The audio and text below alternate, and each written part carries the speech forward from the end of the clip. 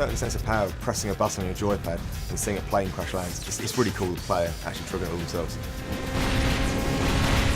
The Powerplays are these big animation moments with a lot of physics interaction.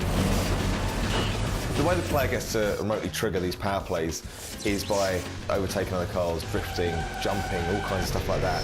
It earns you power, and when you go into enough power, you can trigger them remotely.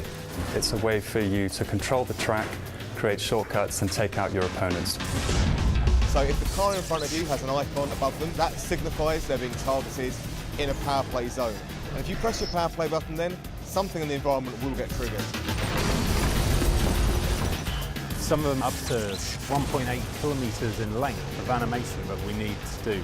Synchronised with that, we need all the audio and the VFX and the changes in the post-processing of the game to give that emotional experience. You've got things like, cars that actually have explosives primed underneath them and get blown across the track, gas stations that can blow up, monorail trains that you can derail with explosions, all the way up to bringing down giant structures like control towers.